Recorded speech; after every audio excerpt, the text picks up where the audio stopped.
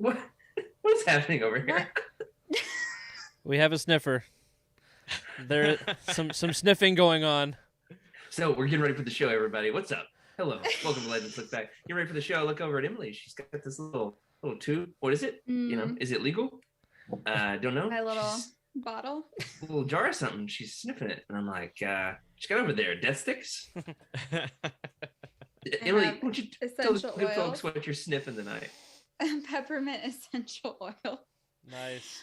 Fun fact, when you're in your last trimester of pregnancy, all the symptoms of the first trimester, aka sensitive nose, nausea, tiredness, it all comes back around, plus extra. Yeah. So I've got a wave of nausea this evening, and the guys were making fun of me before the show. We were supportive. You were very supportive, inquisitive. but lighthearted teasing, which is totally fine. That's what we do here. But yeah, so it turns out your nose gets a lot more sensitive when you're pregnant. Who knew? Well, I was preparing the show notes. What I had is I was going to introduce the guests, the co-hosts here in a second. It's like, joined by my legendary co-hosts, one of whom is pregnant, but you'll never guess which one. Yep. I'll never know. Totally ruined that bit with the whole, sniffing. I will say, Emily, I totally forget you're pregnant because I see shoulders up for the podcast over the Zoom call here. One of these days we'll do an in-person, all four of us. The Living Force guys just did that. Did you guys catch some of that? Yes. Yeah, that cool. Looked so cool. Yeah, I actually got to FaceTime with the guys. I was like, did you really? I want you all to stand up next to each other so I can size you up from how here. tall everybody is? Yes. I will say Rick is exactly as tall as I remember him. Now his other dimensions. Oh yeah. I won't spoil. They've changed since college. I haven't grown up, but I've grown out. I actually got dinner with some friends here at the new church, and we're right at the end of dinner, and I was like, "Oh no, what time is it?" What time is it Eastern time? Because I've got a podcast to do tonight. I'm in the new time zone. I'm really struggling with the maths on it all if you're British. And basically, I was okay on time. But then the people I was having dinner with, they're like, podcast? You got a podcast? And I was like, boy, do I. You want to hear all about it. Have you ever heard of the outdated and irrelevant Star Wars books known as Legends? And they were like, no. And so I told them all about it. I was like, actually, we got a friend from college. They went to the same college as me.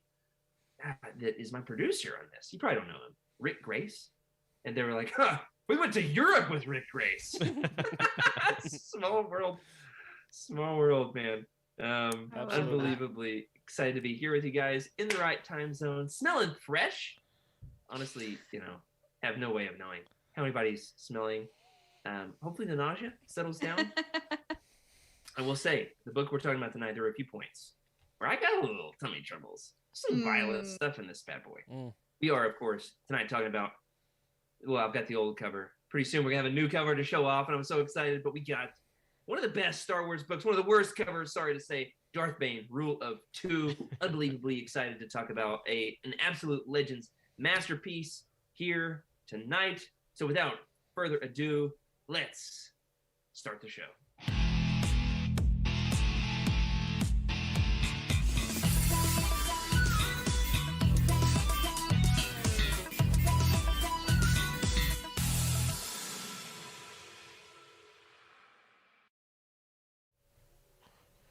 Hello, everybody, and welcome to Legends Lookback. This is a show that is proudly part of the Utini Podcast Network. It's a Star Wars books podcast where we collect Star Wars books in every format imaginable, even microfiche, where we celebrate our rich EU history as well as dive into lesser-known Star Wars classics. I'm your host, Jared Mays, and I'm joined by my legendary co-hosts, only one of which is pregnant.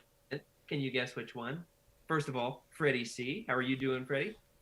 I'm doing all right. I was thinking about this whole smelling thing, and Emily, you can turn away for a second while I say this, but I'm curious to what does Bane smell like with all those orbalisks on him?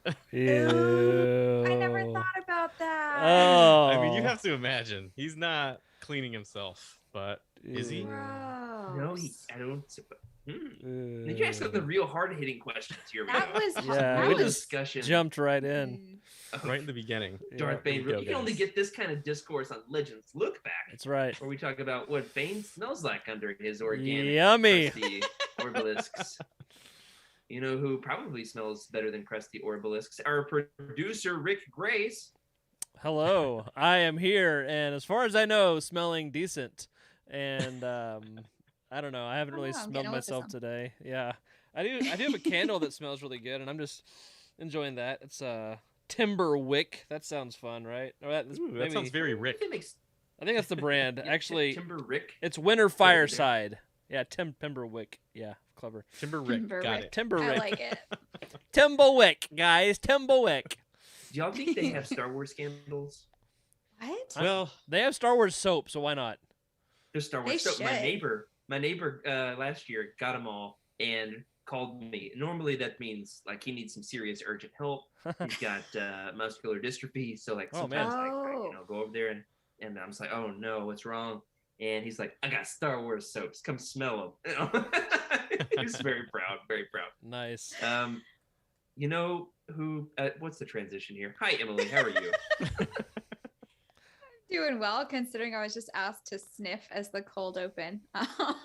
Listen, Freddie was supposed to have the cold open, and he dropped the ball. All right. It's all good. I Ooh. feel like every other week I've had some Ooh. really strong stories to lead, and this was the one week when it was me sniffing. So you're welcome to those of you who were here. You're welcome. And Yeah. expect a great cold open from Freddie one of these days when he finally Yeah. comes through. you know what? I'll drop the slammer, as they say. The slammer, Nice. There you go. like the Perfect. jail, or You know what? I'm not gonna It's spoil a it. tease. It's a tease. okay. Hey, you should do like jaw workouts before next week because my jaw's already like sore from smiling and talking, and so a like good thing. Already, we just got Absolutely. started. I know. It's been a busy week. Okay. Well, I'm very excited for what we've got to talk about tonight. In fact, I'm a little bit lamenting the fact that we are cutting one of our segments. Can't do this on some of the Roundtable episodes. We've got so much to talk about. I just saw a comment in the chat about excrement, so I'm not sure what to do with that. Yikes. Blow right past it. Blow right past it. We're Ah. talking about Darth Bane, Rule of Two. Can't even look at the chat. I'm gonna have to All right. mute y'all over there. All right, I was gonna And hold out so- on this. I'm sorry, I got to interrupt right there. You guys can't hear this, but I just put a little fart in the live stream, so it happened. Oh, there it is again. That's Darth Bane for you. A little carried away. All right, I'm Oh, done. my goodness. I relinquish control. we have to cut some of the segments, including Draken's thrift store. However, I will say this much: I got some things. I'm very proud of them. Very excited. There's some of the nicest collectibles I have ever purchased, ever, as a Star Wars fan, and I could not be more excited.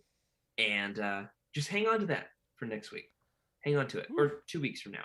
One of these days, whenever we get back to it, it's going to be amazing. Now, we are going to spend a little bit of time on Legends Lookout. That is because there are a couple of things that are time sensitive. First and foremost, there's a sale, and I've already used it, and I just made the mistake of telling my wife about it, Oh man. and just got an email confirmation that she just ordered 8 books. Oh. As one does when there is a sale. You don't want to lose money. None of them were Star Wars books, unfortunately, for her. Well, they can't all be However, Star Wars Right. books. I- They have to have some that aren't. No, it Otherwise, can they won't be absolutely all special. be Star Wars books. Star Wars books. All right, I got the Barnes and Noble.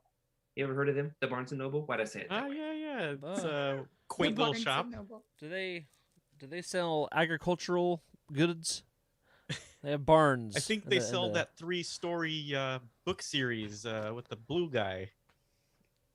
Oh Oh. my goodness, they do in 3 or 4 different formats. Well, we do have a huge sale happening over on barnesandnoble.com. You can go first and foremost to utini.com. Go to Important. the book of choice. Click the Barnes and Noble link to take you over to barnesandnoble.com. Hey, do us a little favor there. They have a 25% off pre-orders sale. Now, I know what you're thinking. Aren't you guys a Legends show? Why would we be buying new books with pre-orders? Mhm. Freddie, tell the good people what kind of books they should be purchasing with this 25% off pre-orders sale. Oh, well. Trusa Bakura's not there, but you know what is there? The Epic Legends Collection, wave number 3. which collects. I can't recall at this moment, but we've got, I believe, an X-wing book, right? Jared, Wedge's we've got, Gamble, yeah. Wedge's Gamble, and then we've got another. Are we wrapping up the Bane series as well? I think so. I think so. Looking around me to see. They're in a box somewhere. That did not help. Plagueis. Darth Plagueis. Darth Plagueis, the best canon book of all. I feel like there's another one. Yeah, we're doing great. What a Are great. we going show with this a Zahn book? Kenobi. Darth Maul Kenobi. shit. There it is. Yeah. Okay. Ooh, yep, Kenobi. That's Yeah, right. Kenobi. That's the fourth one. What great cutting edge content. We totally know our stuff here at Legends Look Back. Yeah, the next wave of Essential Legends collections is totally worth your pre-order. Great way to go ahead and let those authors know we want Legends. In fact, we can't wait for it. We've got to pay you money way before the books come out, but at a reduced rate because we like sales. That's right. However, there's one more book. John Jackson Miller just tweeted about this fact. Shout out friend of the show, John Jackson Miller, name drop. He mentioned the fact that there's a book coming out I'd forgotten about. Rick, tell the good people about this book. The Approaching Storm. Is it a 2-in-1? Is that what this is going on? Yeah. I don't know if I actually have heard this announcement from the What? source, but yeah, they're publishing Kenobi and The Approaching Storm in one volume as a hardcover, which is pretty exciting. Oh. Theoretically a hardcover. Now, it's Barnes & Noble. I think online it says it's a Barnes & Noble exclusive. Yeah. You know what I'm Oh, so thinking? it's gonna have a nice Okay. cover. You know what I'm thinking? What do you think? I'm thinking that Collectible? it's one of the, that's right. Mm. One of those leather-bound bad boys with the bookmark inside. Woo! Ooh, nice. Ooh. Yeah. That built-in bookmark. We're man. suckers for With some a- ribbon. With a human Mhm. eye on it, so it stares at you. Mm. Yeah, yeah. Well, Human eye. ARC, like Or like a hocus plug eye. pocus reference. Yeah. Like Oh, Exactly. man. hocus pocus or like the Monster Book of Monsters, you know, somewhere like in Either between. one. Yeah, The yeah, yeah. Mouth and The Rancor. The Rancor Oh, yeah, cover. there you go. like That would Great be Dragon epic. for Kenobi. That's not the There you go, worst guys. idea I've ever heard. Wow. Now- This man. is money. awesome. I would buy that. I'm anxious to see what this is going to look like. Also, what it's going to smell like. Coming back around on that one because Lord knows when you get best a smellers. Yep. get a hardcover, you got to sniff it. Jared's They a smell repeat amazing. sniffer for Sniff the sure. crack. It's got to be the crack. You know, Okay, all right, moving on. Anyway, lots of good Legends books My- over there. BarnesandNoble.com that you can Yep. pre-order those. There's one more piece of news we got to cover here in Legends. Look out before we get into the meat of the show, and that is some old information kind of resurfaced on the internet the other day, and it's hard to know if this is new news. It was something I'd never heard before, and it certainly blew up on the interwebs thanks to some rando on Reddit. Shout out to you, rando on Reddit, for helping this get around. That well, Emily, you haven't had the honors of reading one of these. Why don't you tell us what was going around the internet the other day What? about the '90s show that almost happened but never did? No, I don't know about all right. this. Rick's got You're gonna have Rick's got to a graphic fill me for us. in. Oh, Yeah. yes. So check this out.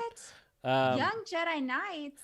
Yeah, apparently, as the story goes, that in '96, Lucasfilm was approached by Fox Kids about adapting Kevin J. Anderson and Rebecca Moesta's Mhm. Young Jedi Knight series to television as a cartoon.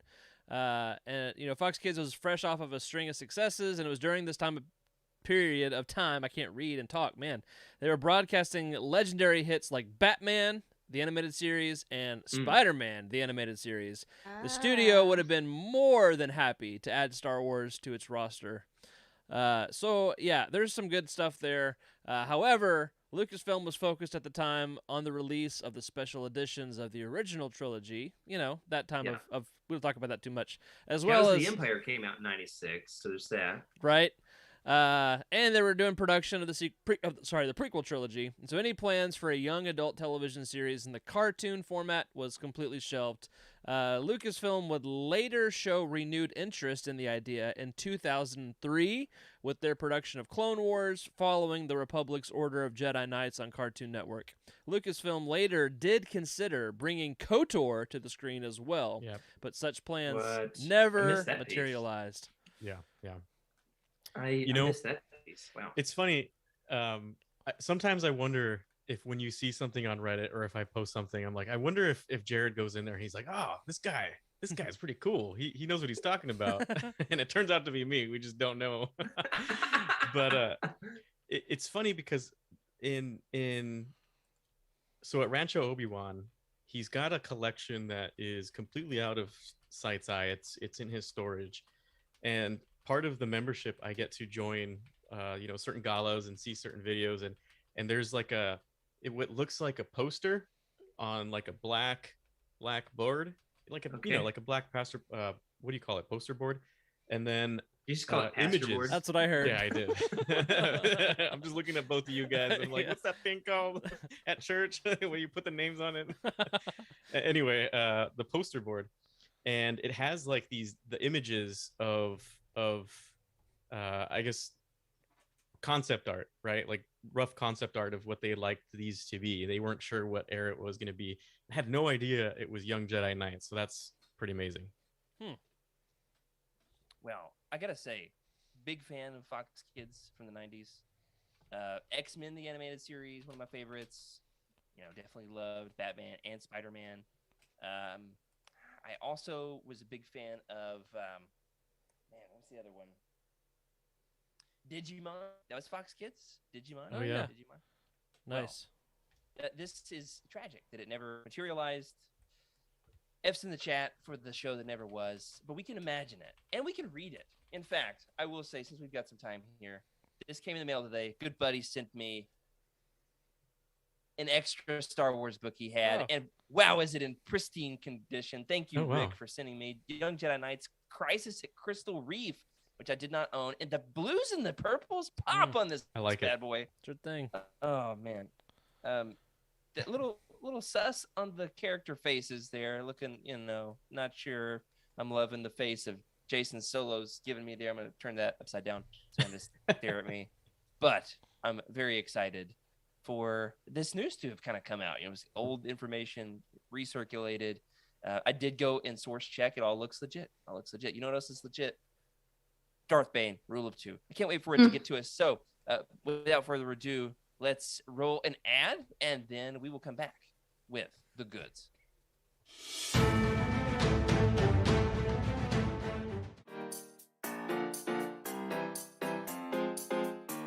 It's what Jimmy Oh McGinty my says God, Shane Charles Falco needs. is absolutely Charles is calling? Put him on! Put him on!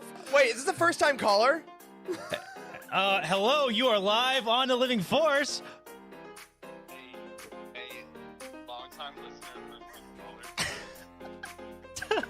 caller. Yes. What's your question? My question is for Wes. Why does he think that he can do my job? Corey put me up to it. Oh my God. Corey made you do it? That's your answer? Oh, man, this was. I'm enjoying the show. I won't interrupt anymore. Have fun.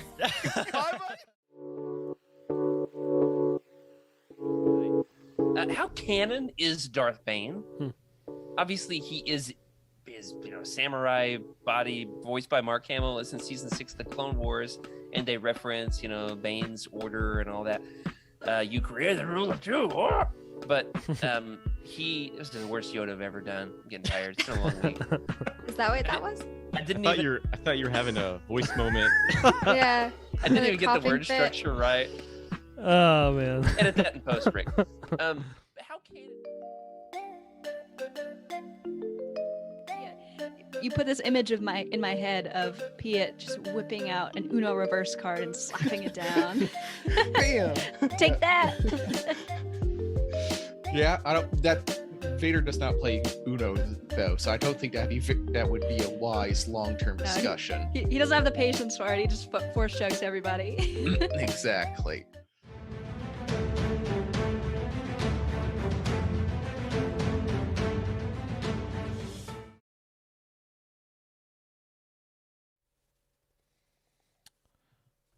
All right. Can't hear Jared right now, so we're gonna see if we can fix this. Yeah, cut the technical difficulties just for a second. Oh, there We'll you get are. this You're fixed. back now. Yeah. All right. Cut away for just a minute, and we'll come right back. Alrighty. How are you?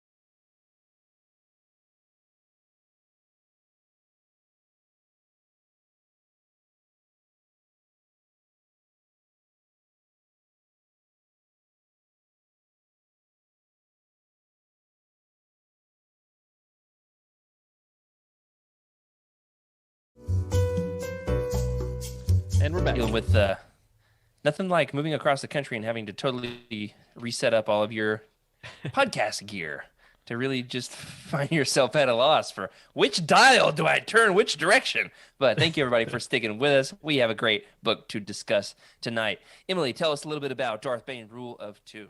Of course. So it was released in 2007, written by Drew Karpyshyn, and audiobook by Jonathan Davis. And the reason we're doing it now is there's an Essential Legends Collection edition was released in 2021.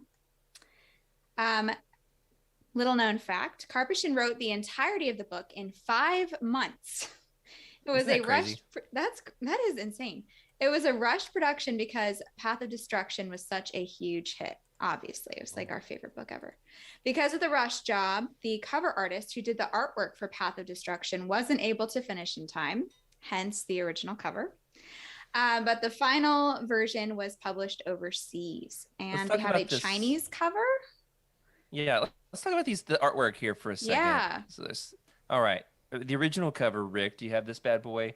Famously, we say it looks like PlayStation 1, PlayStation 2 graphics. Yeah, it looks like they just took a snapshot from a video game. Oh, Give me a second. see it. It's coming. Well, it should be. It's like those shadow assassins that materialize right next to you. Maybe just we don't want to show it on the show tonight. All right, I got it here. Cut to me, Rick. Here we go. This is it. The deal is Bane looks very ghostly, and Xana is looking fine, but kind of just like if it's not clear. It's very fuzzy. Yeah. Don't love it. It's not amazing. Now, I will say, we do have the actual artist who did books 1 and 3. I think we've got his name here in the notes. Who is this? John Jude Palancar. All right, so there's the original cover. Rick finally found it, threw it up. Now, show the Chinese cover. I didn't throw it up. I just put it up because if I threw it up, it would also be stinky. Oh, don't come back to this. All right, so this is much more in line with the consistent covers with books 1 and 3. Yeah. I like that a lot more. It's out there. Y'all want to hear my newest collecting rabbit hole I'm going down? Oh, goodness. Alternate titles. No. I'm trying to find this cover. Nice. But I don't want the Legends banner. You know what I mean? Yeah. You're going to have to work some interesting little skills there. There's also skills. Like Europe, a lot of Europe, the like Russian editions. Yeah. Russian so if anybody has Star a lead. Wars novel. Russian. Very good. Wouldn't Bane make a good like Russian book? Yes. Yes.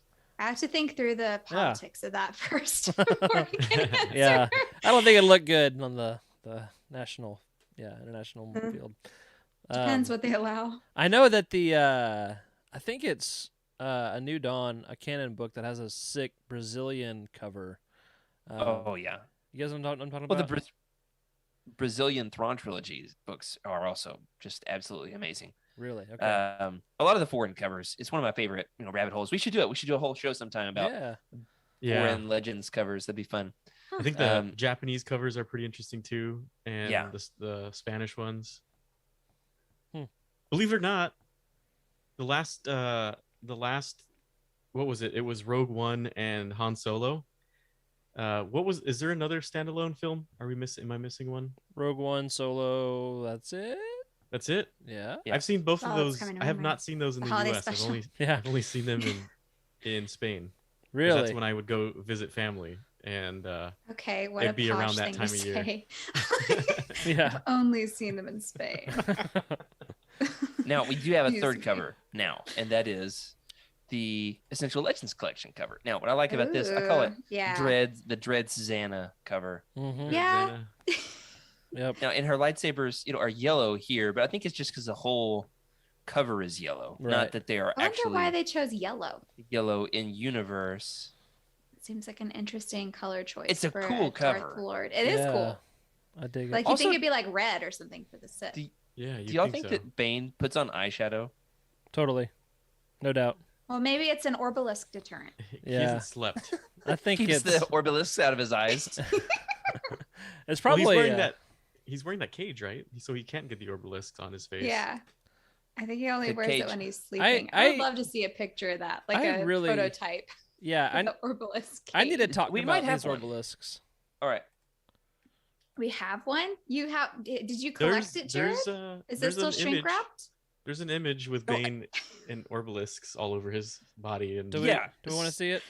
Yeah. So Sure, this yeah. is in a book that I got as a kid. The Oh. new Essential Guide to Characters, from like 2003, 2004. I think it came out even before Revenge of the Sith. That's a wacky looking Bane. Yeah. Now, if I y'all don't like that one. Google Bane and Orbalisk armor, there's some cosplayers who have made this look dope. That would be really cool as cosplay. If you're not like doing this wacky like wizard look that he's got going on, Yeah. it can look really cool. And Yeah. I'm legitimately Bet. thinking about making it. Except for Bane is a buff dude, and I'm just not. So You could Well, if you're adding the armor on anyway, you might as well just add some muscles too. get one of those like Thank you. Batman suits, and just Yeah, pump it up. 6-pack. All right, I need to talk about this since we're on the topic. When I first read Rule of Two and we got to the obelisk section, I do read quickly, and so sometimes the details I get lost. I just want to know what happens, right? I want to know what happens, and so Sure. when I heard about all that, I was like, is this like a turtle shell? Is this Darth Donatello that we have? Like, what is going on? Because I totally Sith Lord in pictured- a half shell. Yeah, that's exactly what I pictured. Which he just had this shell that he just wore and could retreat into like a turtle, and so that was my picture of Bane in my mental image. That's Leave me hysterical. alone. I need to take a nap. Oh my gosh. I'm just curious how they replicate. Like, how do they You don't wanna duplicate know. themselves while being attached to? Anyway, When a mommy That and a was- daddy obelisk love each other. No, I was kidding. Orbalisk. I mean, it has to It's be Orbalisk, yes. Rick. Obelisk. Orbalisks. Thank you. That's Obelisk the is that's the Stop. genius of the name. It's obelisk, but yes, that's right. Orbalisk. Obelisk. It is low key one of my very favorite words in all of Star Wars. I've just been So saying satisfying it to a say. lot the last couple of weeks. orbalisk. That's right. Orbalisk. Obelisk. A I'm a second ago, I fan. saw Rick mouthing it and Freddie saying it, and it was fun. I enjoyed that sensation. I really did. Well, I will say this Puppetry. is absolutely one of the best Legends books ever written. Now, I controversially said on our Path of Destruction roundtable that I think this is better than Path of Destruction. So I'm curious to think what you all think about that. I got a little bit of heat in the Discord. Some people disagree with me. That they're gonna have to go and listen to Legends Lookback to find out why I think that. I think this is better. I do think it's got some shortcomings because it was a rush job. However, it is fantastic. I Mhm. cannot remember the last time I enjoyed just like in any. You ever do this thing where even though we do this all the time, sometimes a book really hits for you, just really hits. Yes. So like Mhm. even when you have free time, 5 minutes, you're like, I got a bathroom break. I'm like, I got to put in my earbuds and listen to like 5 minutes of Rule of Two. Like that's how much I'm loving this. Every last spare second I can get, I'm listening to this book. Does this ever happen to you, Freddie? You said it has. Yeah, absolutely. I think it's possibly because we're reading it for a different point of view, right? Before we would read it for fun, and once we were done, right? We would commit some of it to knowledge and pass on and go on, pass that one on, go on to the next book. Sure. And in this case, we still do that, but now we read them to understand it, to ask the questions that we're going to ask and answer them the way we're going to answer, right? So we have a different point of view, but also it might just be the maturity, right? We're a little older now, and we aren't in high school or in college reading these books just for the pleasure of it. We've lived a little bit of life, right? So it reads differently, and I think that's going to go the same with a lot of the canon books. Anybody who reads them in their younger age and they read them 10, 20 years from now, it's going to sound totally different to them. Now, let me ask you guys, what's your history with this book? Have you read it before? Because Yes. this is one of the books I have the most visceral memory of reading. It's been a summer. That's gotta be a story. There was a summer. All right, buckle up. Here we go. There was a summer Visceral where is a very choice word. as a teenager, my parents would let me drive 400 miles across the country to the next state from Arkansas to Oklahoma to visit my hometown with my friends. And I would spend the summer there. We'd go to summer camp. We'd goof off.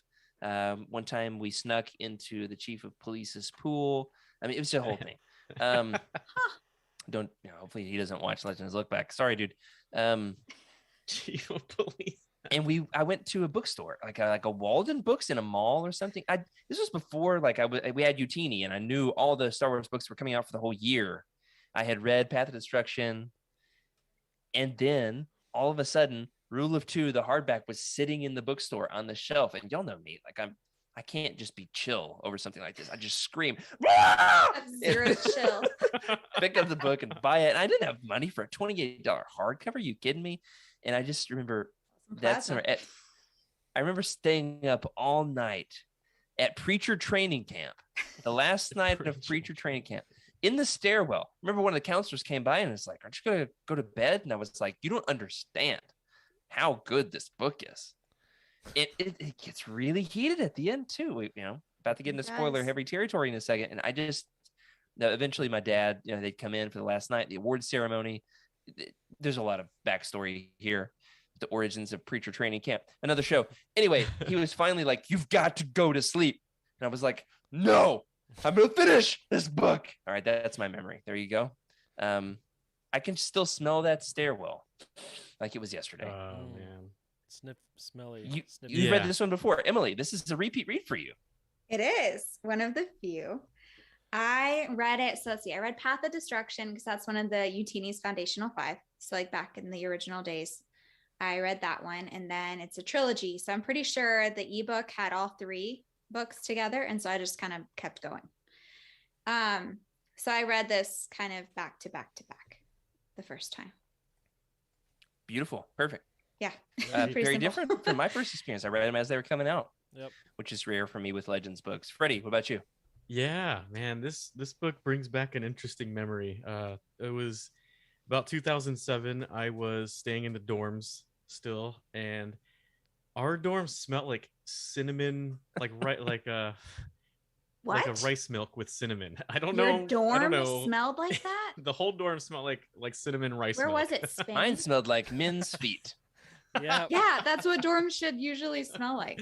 Ours Or didn't. like Bane and it was weird. Orbalist armor. Cinnamon. It was also it was also very old. Like it was a very old building, so it's probably like just As generations they all and smell generations. like rice milk, cinnamon. Like you're like horchata. Like that's what you're describing right now. It's like horchata. Exactly.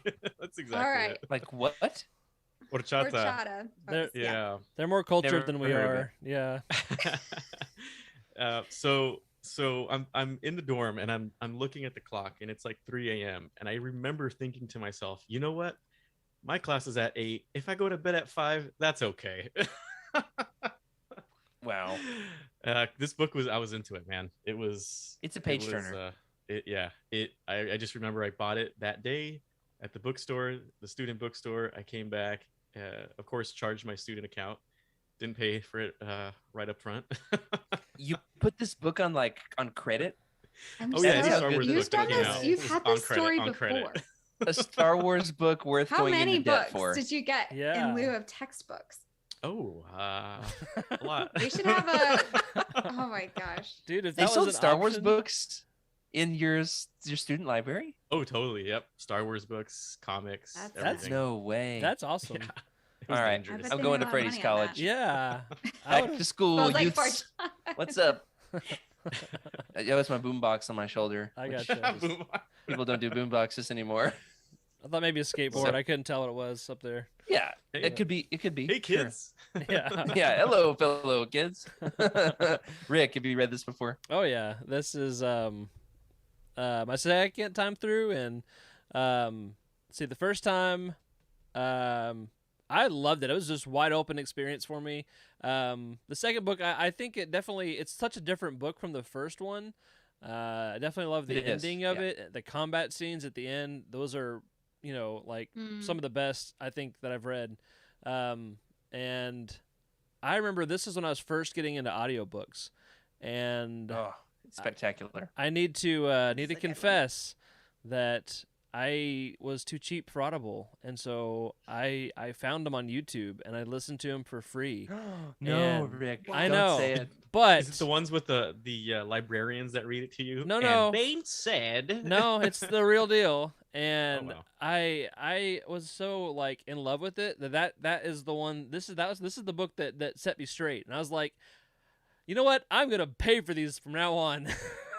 And There you go. yeah, I know. I'm ashamed to tell that story, but it's true, you know. Like, and I think a lot of us. that's how. There's pirates in Star Wars, therefore it's okay. Am I right? Something like never heard that. of 'em. Something like that. This is the Jonathan Davis audiobook is absolute yeah. chef's It was kiss. Yes. wonderful. Love these, man. Delight.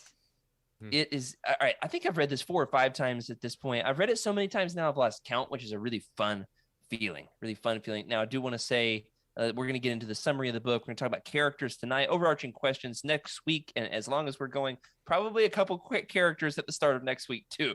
But I do want to say I've got a theory about this. We're going to workshop it just real quick before we get into the summary. I think because Drew Karpyshyn had to rush this book and he wrote it in such a hurry, it's as if he immersed himself in it so deeply, like Bane immerses himself in the dark side, if you will, that it has that same effect on the reader. It's a book that you can't stop reading. It's, I would say, maybe the most page turner of any Star Wars book ever written. Whoa. You heard it here first, folks. Bold claim, sweeping declaration. The most addictive Star Wars book ever, like the dark side. Once you've got a taste of it, you can't stop. It's all consuming. I think because he had to write it in a rush, and so I imagine he was doing 10, 12-hour days on this thing. Because of that, I think it has that same effect on the reader. It's just so incredibly immersive because he gave it so much attention and devotion and focus. What do you think? Right or wrong? Yeah. Who agrees? I could see that. I could definitely see that. Mm-hmm. You know where There's you like can a sense see of that? urgency in the novel Exactly. as it goes on. There is. It's like film, right? Like during slow scenes, your eye stays in the same place, but when it's a quick scene, right, your eyes are moving all over the screen, and that's exactly how the book feels, right? You're hopping from planet to planet. You see Xana's like, "Hurry up, we got to get out of here," and there's just a sense of urgency to just, and we all kind of know how this ends, right? We should have an idea of where the future is at this point. That's the cool part of being like a Star Wars fan, and I actually put that in Discord, I believe it was, how cool it is to just experience different parts, right? The Jedi are in the fog of war. They don't have any idea of who Bane is. Yeah. But Bane knows who they are, and then we see what it's like when they meet. And the whole time you're just like, I mean, I was working out to this because I was just so pumped. This is a good workout book, actually. Yeah. Yeah. I didn't think about that. Well, this book, controversially, I made the claim that I think it's better than Path of Destruction. Some people, including here in the chat, Caleb Lamanick from the Cosmic Force, disagreeing with me. That's fine. You're welcome to disagree with me. Welcome to disagree with me. But this is my show, so whatever I say goes. Now, the fact of the matter is that because the first one is an adaptation of a comic and a short story, it's as if the whole third act is kind of shoehorned in there, and he's trying to make it fit, and it's just a little awkward to me. That's true. And maybe that's because I know too much. I've got too much of the backstory. Rule of two is it's his baby. I mean, he gave birth to this thing in the 5 months of urgency, and it is very much now, here's my reason why there's no skips. A lot of times in a book, there's a chapter or like a whole plot line where you're like, I can't wait to get back to Luke Skywalker and what he's doing to the main plot. This book doesn't have that.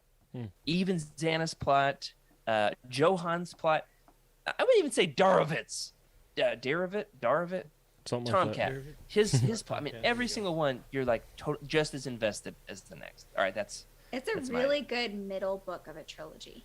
Thank you. It does a Yes. really great job weaving the first and the last storylines. Like all the characters are really well melded. Like I felt like there aren't any extra characters like there are in a lot of other books. I see everyone's point here because the first one is an absolute page turner. The second one reads really quickly, and the way I feel these books read are exactly the pace that the book is set, which is interesting, right? The first part, Bane's learning, he's becoming, he's not quite there yet. He's got to take some time to really dig into how to be a Sith, how to fight. And in this book, I mean, we see how good he is at fighting. There's no doubt about it. and we see how good he is at understanding the martial art, and Xana too. I mean, goodness gracious. But the crazy thing is the first one, you get time with Bane. You get time to sit down with him, question people, read the tomes.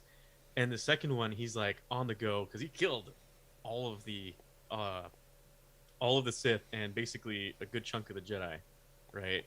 And he's running and trying to get things going, and he's infected and trying to figure out how to get out of this thing, searching for knowledge.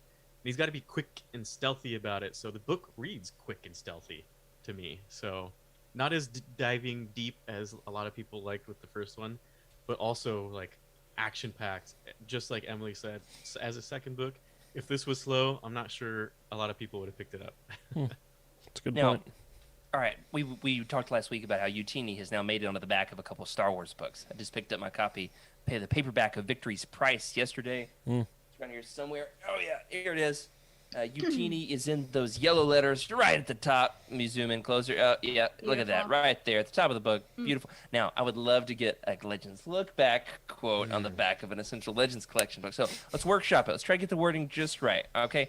Yep. I wonder how Bane smells. Legends Lookback. No. It's a best smeller, Jared Mays. It's the best seller. That's a good one. Okay. Like that. How about the fastest page turner in all of Star Wars Legends? I like fastest page turner, the Fastest, best page, the most page turnery Star Wars book there ever did was. These pages will turn faster than running the Kessel Run in 12 parsecs. I don't know. That's a good one. Post it. Yeah. Oh. We'll work on it. Yeah. We'll work on it. Well, let's get into it. Remember, everybody, this is going to be spoiler-heavy territory, except for only moderately so, because I got a little ways into writing the summary and gave up.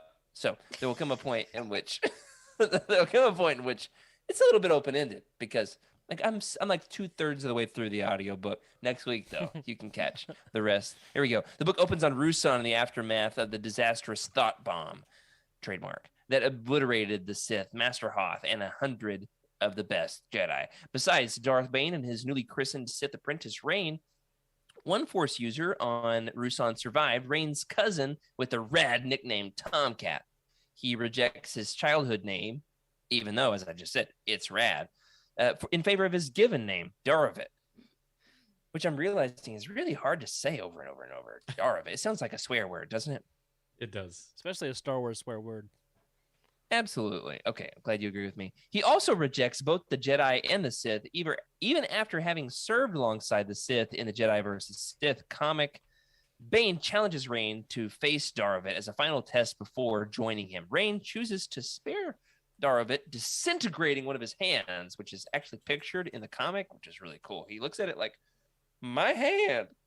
And it's really cool. I like that part. All right, we'll post a pic in the Discord unless we forget.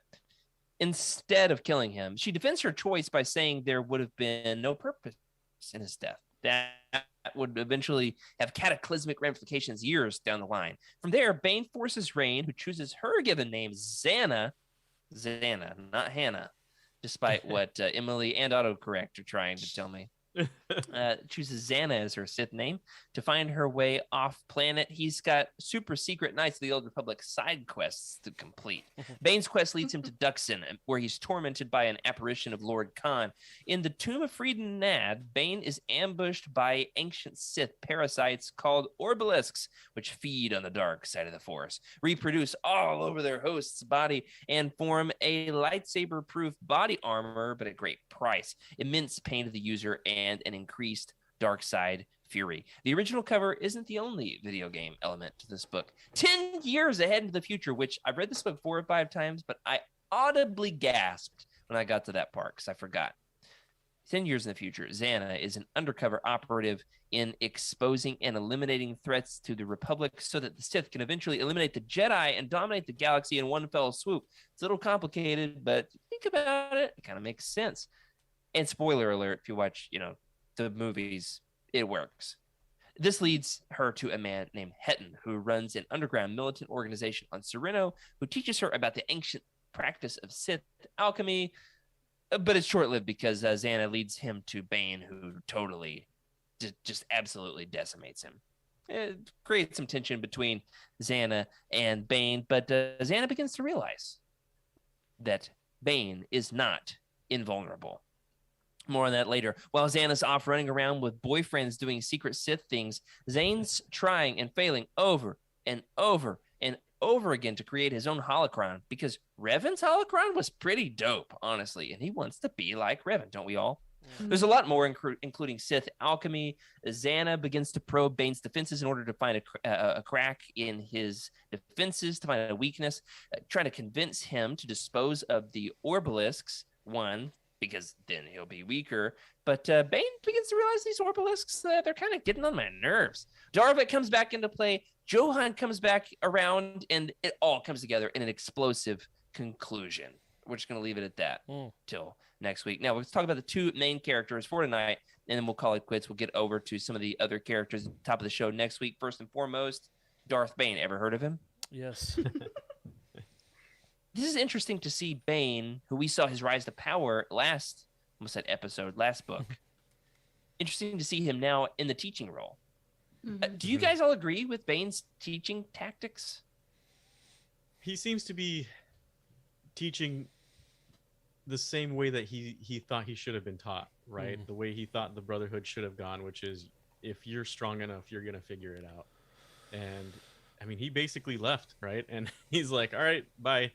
And she's like, why aren't you taking me with you? And he said it, right? If you're supposed to be my apprentice, you're going to find me. And it really instills what he thinks the rule of two should be: one who has the power and one who's craving it. And we all know Xana is absolutely craving that power. I feel like he's consistently testing Xana to see if she's worthy, which is an interesting tactic to take. Because in my opinion, like, you take an apprentice and you just kind of commit to that apprentice. But like, it seems like he's constantly testing her to see if she's like the chosen one, almost. Yeah, that's a good point. That's a good Bane point. plays the long game. If she's not worthy, he wants to choose the right successor, because he invented the rule of two. I mean, he's super in love with his teaching philosophy. It's like that professor at school who like pioneered a new kind of form, like a new theory. You know what I mean? Or coined a term. Like, super like, in love with their way of doing things. Yeah, I get that. It's fair. I'm trying to think of one.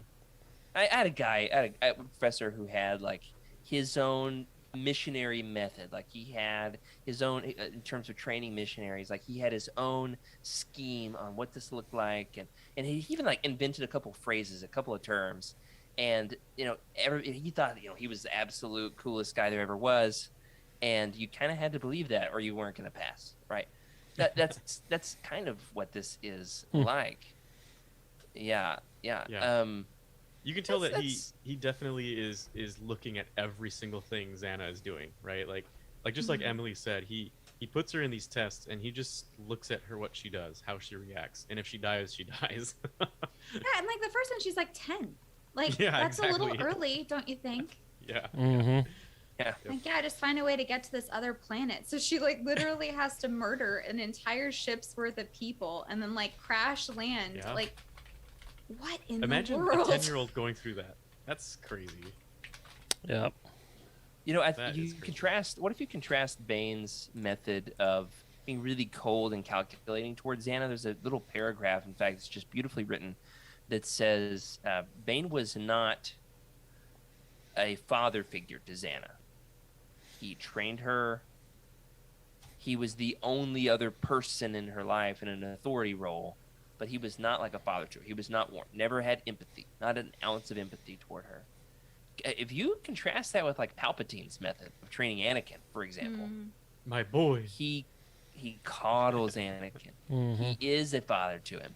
He inserts himself in that vacancy. And, I mean, that's a good point. I would say, I was actually in some ways. I was actually thinking, about how even the Jedi, like, you never see, Yoda being this grandfather figure. He's still very, not professional, but distant, and, throws off attachments. And that's very much the Jedi vibe. So, yeah, I get what you're saying, that the Sith could either go toward cruelty or embrace a family passion kind of, you know, mentality of full sympathy and all that. That'd definitely be, yeah. I'm thinking out loud It's there. also the Sith thing, right? Like how to be deceptive, and Mhm. for Palpatine, he was like, you know, this kid really wants a dad. He only has a mom, so if I act as that dad, he's gonna cling on to me and believe everything I say. Haha, you just said Cetera, et Klingon. cetera. Haha, Star Trek. No, Rick, Rick, get out of here! you nerd. You nerd! You nerds. Now, Caleb makes a good point in the chat that in the same way, yeah, that's true. But Palpatine was way worse to Vader than Bane was to Xana, Yeah. Mhm. which is also true. So it's a manipulation tactic. It wasn't him being an actual father figure, right? It was manipulating, acting like a dad. Great point, Yeah. Rocky. Now, I've got another comparison for Bane. He is like that professor in college who's pioneered a new theory. He's unlike Palpatine as the father figure. Here's another one. He's a lot like Corey Hilton. Oh my And here's why. gosh. I want somebody, first of all, I want somebody to please draw me a picture of Corey Hilton wearing obelisks all over himself and with a big cage helmet. But here's Wow. why. Corey goes from hobby to hobby to hobby, like fully immersed, Mhm. like absolutely tunnel vision, laser focused from one thing to another. Just in the 3 years I've known Corey, 3 years I've known Corey, he's gotten fully obsessed over like starting a YouTube channel, learning everything. He's like, I'm going to learn everything there is to learn about this thing in everything there is to learn about this one particular topic in a weekend. And he'll say, okay, guys, I watched 720 hours of YouTube and now I'm an expert in this thing, right? He has learned terrariums. Got me hooked on that one. Thank you for that. I forgot about Big the into terrarium. terrariums. Yeah. You know who didn't give up on terrariums? Me. Still like them. Oh. All right. Good. What else? The camper. Built a whole camper Yeah. out of a trailer. Utini was one of those projects. Yeah. Coda, like software. All right. Yes. He'll learn everything. Sure. Don't forget, utini.gifts, ladies and gentlemen. Utini.gifts. Corey. Oh my goodness.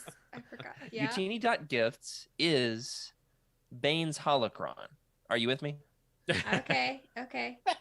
Bane goes from hobby to hobby to hobby. He invents the rule of two. He Yeah. falls in love with Githany, the first book. He gets super into like, I almost said Old Testament, into like ancient dark side lore. He was a big Revan Same fanboy thing, for a same thing. while. Same. Huge Revan fanboy. Fell deeply in love with Revan. Hmm. Then went to the Revan's house. Revan didn't care. So gave up on that. All right. So you see what I mean? Hobby to hobby to hobby. This book, his hobbies are obelisks and holocrons. Yeah, true. In the first one, it was Sith knowledge, but before that, it was fighting arts. Mhm. So Mm-hmm. Yeah. Yeah. All right. So can I defend both Corey and Darth Bane here for just Please a do. second? Corey is going to Yeah. fire me for this. I mean, he's the boss, so I'll go and say some good words here. You know, I think from Bane's perspective, he has the burden of carrying all of the Sith on his shoulders, right? He is the one That's true. who's moving things forward, and so he's not doing these out of you know, trying to just find distractions or like it's not a distraction from his task. It is his task, in my opinion. He uses these to find a way to like holocron specifically.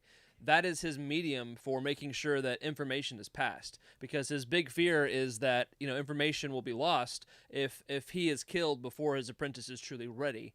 And same for future lines of Sith. And so I think that his, what we might call distractions, are actually on point. And the argument could be made for Corey that he is, you know, becoming a well-rounded person through all of these adventures and different things he does to fill his time, that it's part of his mission, you know.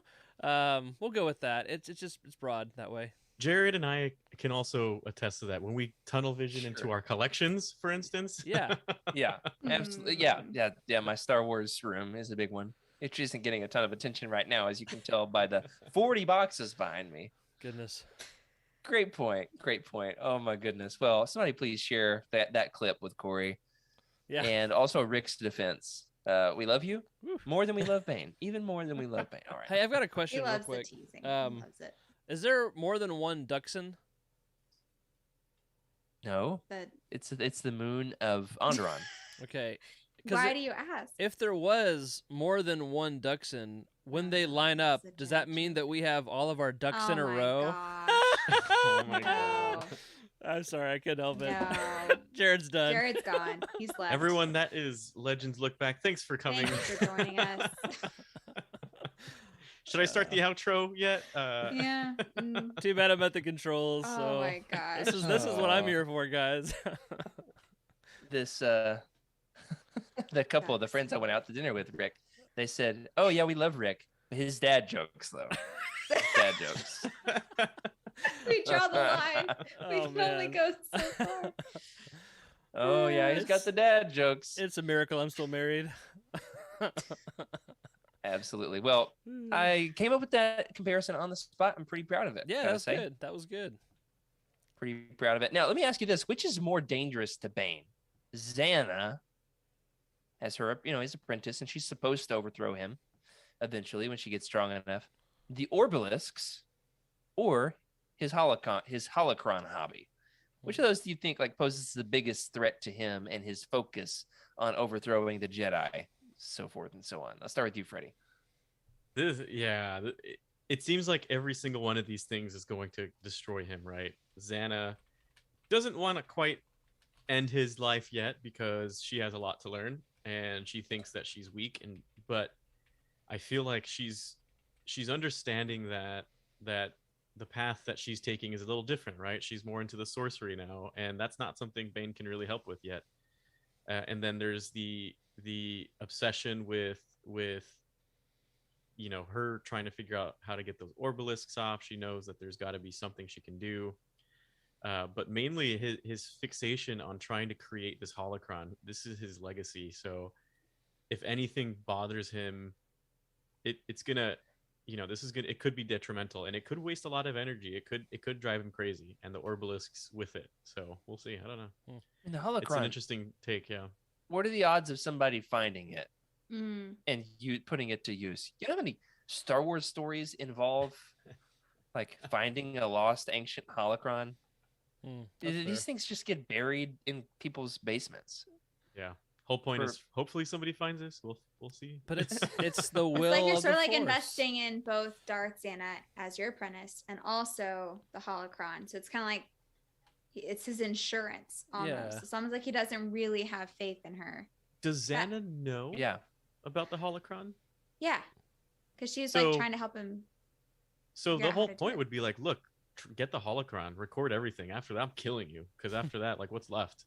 So Yeah. maybe that's why she's desperate to make him do the holocron and give him the attention he needs. So I do find the Orbalisks a really good plot point, a really good plot device. I can't think of any other Star Wars story that has something as unique as the Orbalisks.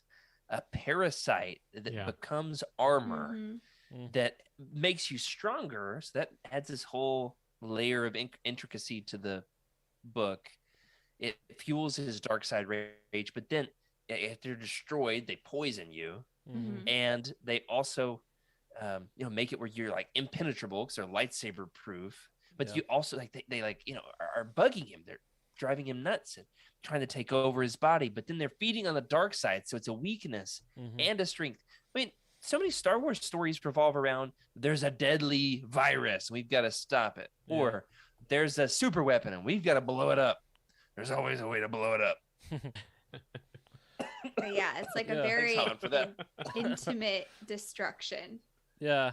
I actually think that the Orbalisks pose more of a threat to Bane than Mhm. the holocron does, Mhm. because they cause him to lose his cool. He can't be calculating, and he doesn't have a clear head because of the Orbalisks, and as a result, he destroys the holocron. He almost kills Xana.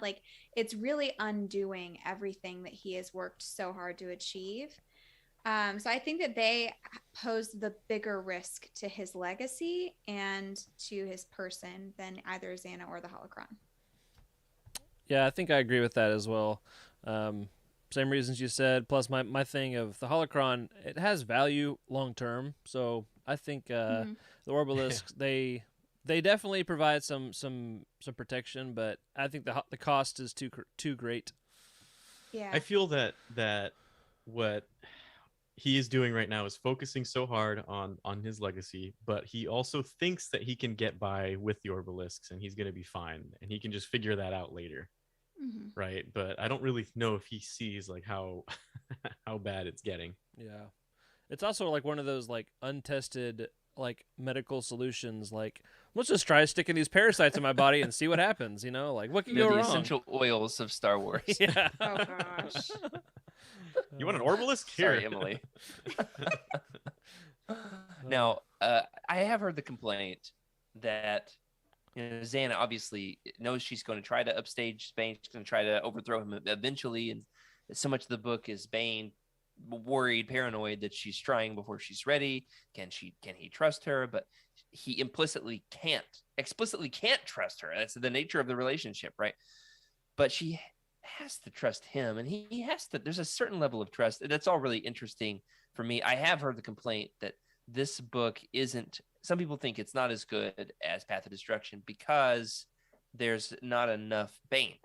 It's been so much time on Xana, which for me is a plus. I mean, I think Xana's an amazing Legends character. We don't have enough Lady Sith Lords, do we? Not nearly enough. I mean, we got I feel Darth Talon. I feel like women can be so very devious. Like they're really underutilized as Dark Lords, in my opinion. It's fair. Yeah. Emily, I'm glad you said that. I think not that's us. what makes the book.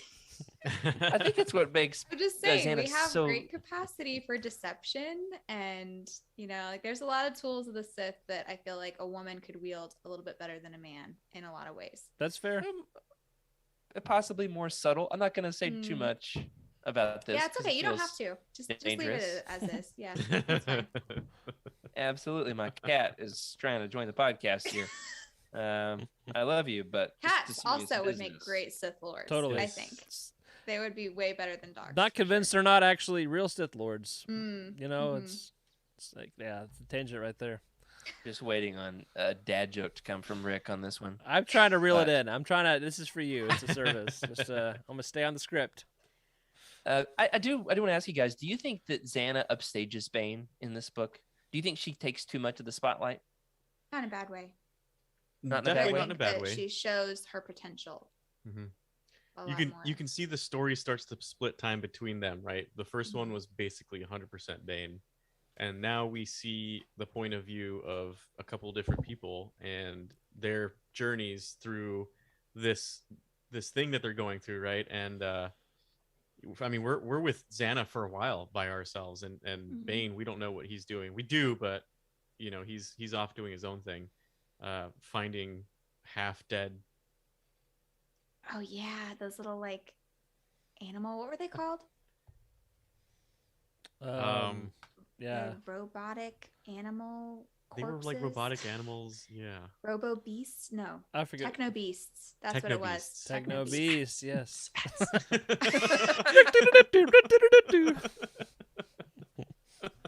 Oh my goodness.